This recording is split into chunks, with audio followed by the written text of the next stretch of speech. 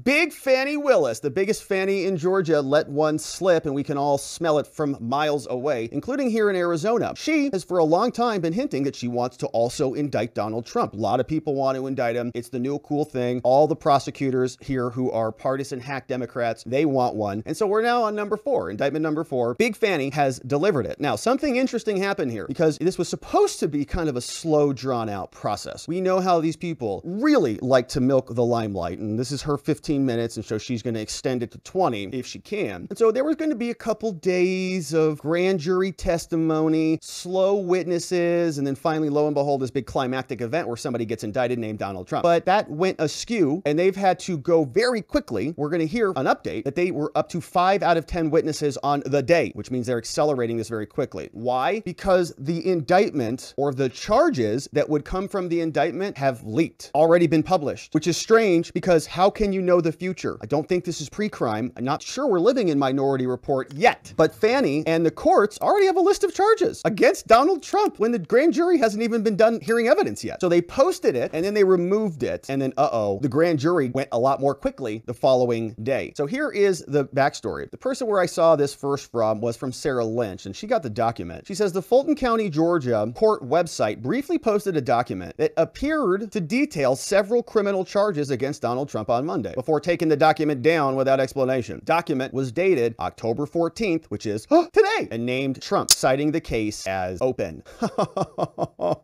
Sarah says the since removed document cited charges like violation of RICO, conspiracy, and so on. We'll go through them. She pulled the full story over from Reuters, and here's what it says. We'll take a look at the document in detail. But the DA's office in response said in a statement that no charges had been filed against Trump. They said, oh no, nothing's been filed yet. Well, that's weird. Well, why do we have a list of charges that are on the court docket? And you here, my friends, are with us regularly when we pull up the court docket and we see the list of charges. Oh, there it is. What's happening next? What's the next court date? Who's the notice of appearance? Who's the attorney on the case? Who filed the notice of appearance? And so on. The document was dated August 14th, and Trump has had a lot to say about this. But let's take a look at the actual document. This is what was filed, and this looks like it was printed 8/14/1239 details. Looks like it is a printout directly from a court website. In fact, it is. Here is the web address on the bottom. Public Record Access, Fulton County, Georgia, portal, workspace mode, accordingly. So it looks just like Arizona public access or any other state court public access, where you just go and you type in somebody's name. Probably went over there, typed in Trump and said, oh, you're kidding me. A search result returned case information for this case, 23 SC 1888945. Now, what's curious about this is in some situations, you'll see entries on the court docket, but it will be a pre-file case. It'll be a grand jury entry number. They'll have some internal case number, but that stuff's not going to show up on a public court docket. Like, that's insane, right? That would never happen because all that stuff is grand jury proceedings are private. So to have this just pop up means that something is in the court system. It is a case status of open. It is not like a pre-file or an investigation status from some internal system. This is on the public court record. Here it is. publicrecordaccess.fultoncounty.ga.gov. It's right there.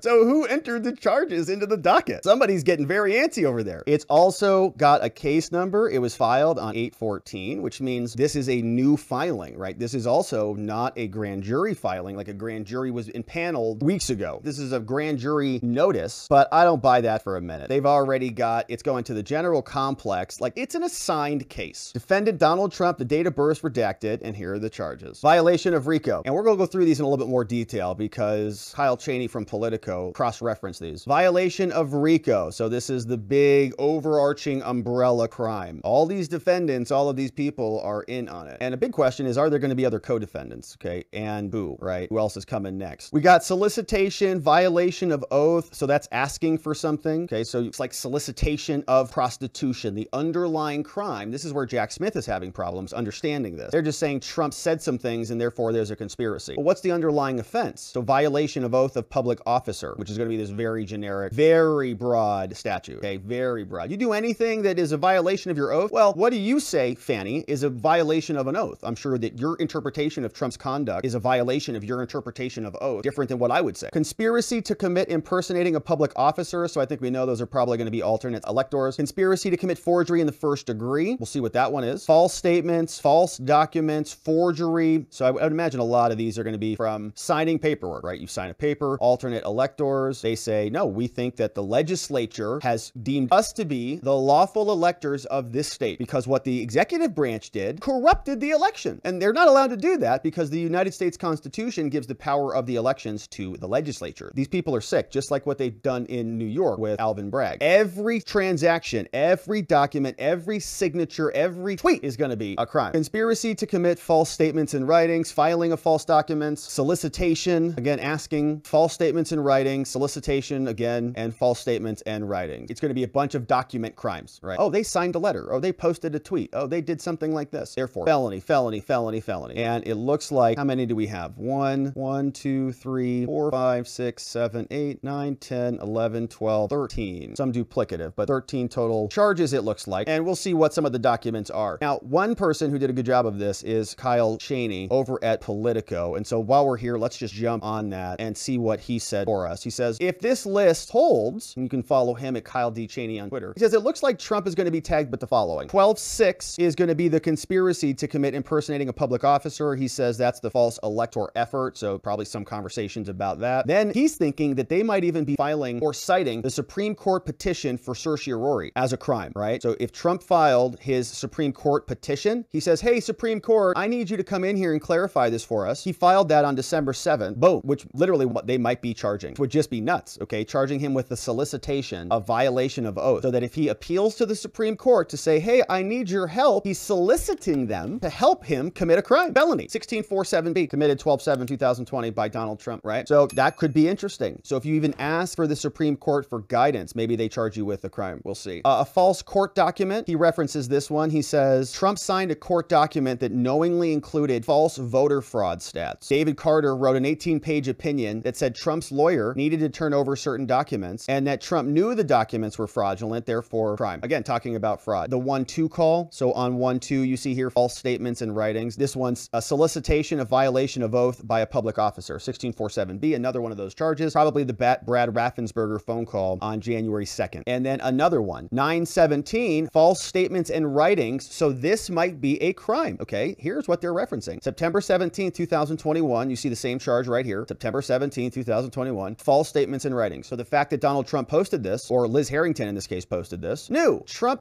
sends a letter to Brad Raffensperger. He says on September 17th, same date, Dear Secretary Brad, large-scale voter fraud continues to be reported in Georgia. Enclosed is a report, 43,000 absentee ballots counted in DeKalb that violated these rules, making them invalid. Chain of custody rules, violated, invalid. I would respectfully request that your department check this, and if true, along with many other claims, start the process of decertifying the election. The truth must be allowed to come out. You and Government Kemp are doing a tremendous disservice to the great state of Georgia, which is systematically being destroyed by an illegitimate president and his administration. The truth must be allowed to come out. Thank you for your attention to this matter. September 17, 2021. All right, so that's well after January 6th. And Donald Trump signs this document. So what do they say? Boom! Felony charge! How dare you put pressure on Brad Raffensperger and ask him to investigate this? It's just a felony to even think about contesting or investigating your election. So a very interesting state of affairs out there in Georgia. Bright and early, they didn't have a big agenda. They were just going to be hearing from a couple different witnesses throughout the day. Here's what CNN said. It sounded like as they were outside the courthouse. Obviously, what's going on in the courtroom today, in the courthouse today, is a grand jury presentation, and that's being done under seal. But the grand jury will be beginning to hear this case against Donald Trump and his allies today. As you pointed out,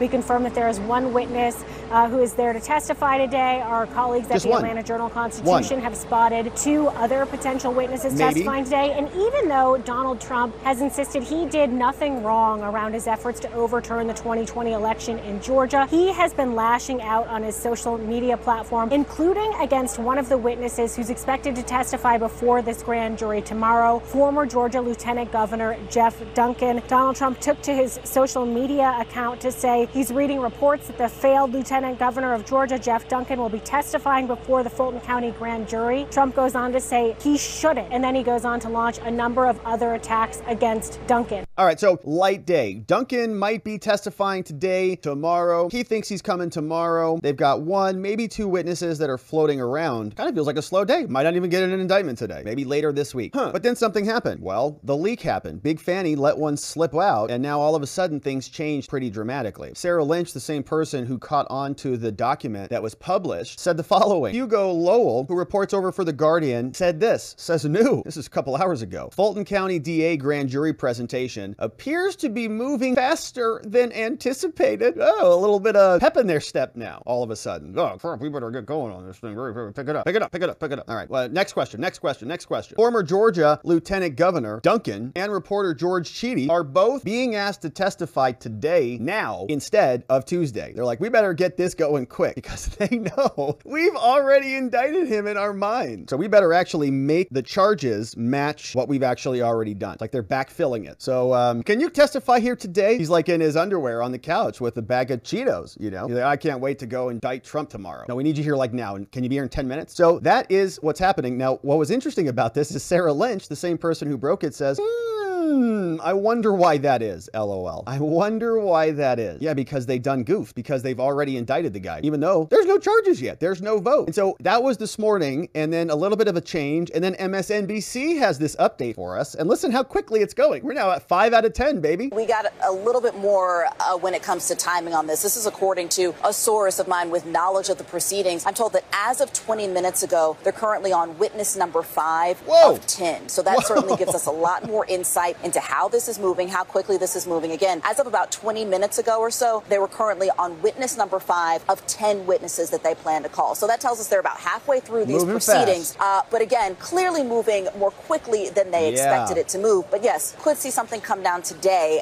and that certainly moves up the time frame a little bit as well. Blaine, it's 3 p.m. there. When did this grand jury start meeting today? They typically start at 8:30. We don't know exactly what time they started, but typically it's 8:30 this morning. So the question then, though, Katie, becomes who are these witnesses? We know that she kind of, at least as far as the summons and subpoenas went out, she kind of front-loaded it with some of the more important witnesses, right? So we're talking about the 2 state lawmakers. We're talking about if Gabriel Sterling was in fact a witness. We saw him down here. Those are people that probably had heftier testimonies, possibly had more to say, versus, you know, George Cheedy, Jeff Duncan, people that, you know, we've referred to today as kind of the cleanup hitters in this. So the question then is, who are the remaining people that she's calling to testify? How long will that testimony be? And I think those kind of unanswered questions could help us have some more insight into how much longer this could possibly take. Do they go past 5 o'clock, 6 o'clock, 7 o'clock? Can they extend the hours? Are we going to hit it today? So the courthouse closes at 5 o'clock. But what's interesting about Georgia law, you talked about this, an indictment has to be unsealed immediately, right? So that means that a judge has to still be present on the bench. The indictment has to be brought into a courtroom while there is an open proceeding, while there is a proceeding going on, rather, a judge on the bench. Court cannot close. So if we get to 6 o'clock, if we get to 7 o'clock and the courthouse doors are still open, again, that's us reading the tea leaves, but that's a pretty good indication that they may be trying to keep the court open for some special reason. And of course, we would then, you know, assume that it has to do with this. All right, so they picked up the pace to really get things moving and increase the timing on this. Let's check out some other presidential contenders, including Chris Christie and Vivek. And we can see a little bit of a difference in reaction from these two candidates. Here's Chris Christie. I apologize in advance. He is a criminal defendant. John, let me remind the viewers out there, if he's indicted in Atlanta this week, as we're anticipating that he will be, we will have the front runner for the Republican nomination for president out on bail in 4 different jurisdictions: New York, Miami, Washington, and Atlanta. 4 different jurisdictions. He's out on bail. And when you're out, you get subject to certain restrictions. And the reason you're subject to those restrictions is because a grand jury has found there's probable cause that you've committed criminal acts. And there's not a presumption. Really, out of New York City and out of D.C.? A presumption that you should stay out of jail at that point. And they put certain restrictions on you to stay out of jail. So I think all of these things are things people are going to have to process for the very first time in a presidential race. And what I think Republican voters have to ask themselves is 2 things. First, is he really the guy under indictment in 4 different cases, given the conduct that he committed? Someone who can beat Joe Biden or any other Democrat in November 2024? No, you can't, Chris. And when are we going to stop pretending that this is normal?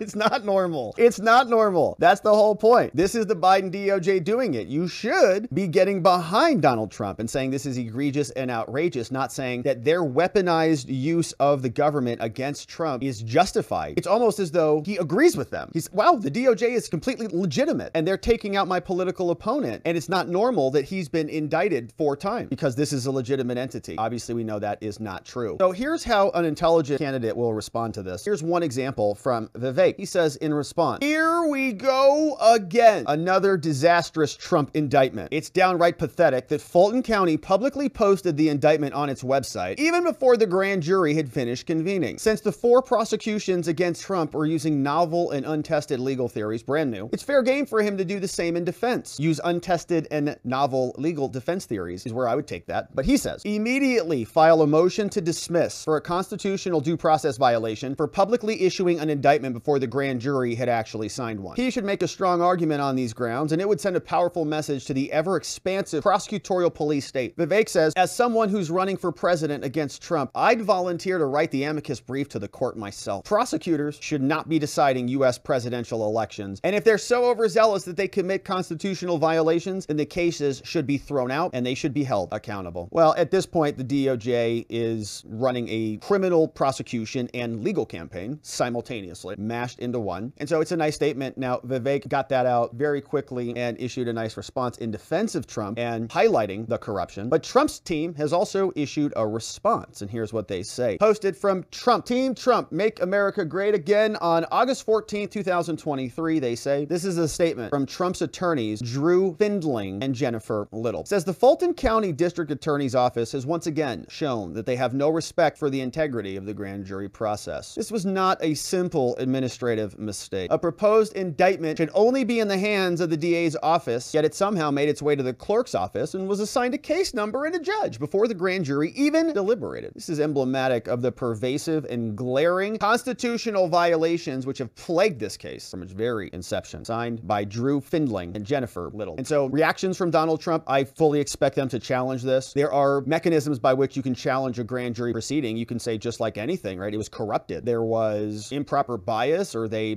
pressured or selectively presented materials. There's all sorts of arguments you can make at an upper level to send it back down to the grand jury. And so they are already framing this out, and I'm sure that we'll see more of this. But the big one slips out, and there will be an indictment very soon, no doubt about it. We've been waiting for her. She's been waiting for this one. She'll be the 4th one, so a little bit slower than the others, but definitely the biggest Fani in Georgia, and so this will be the biggest case in Georgia, and we'll see what the indictment says when it actually drops, and I hope you join us as we do.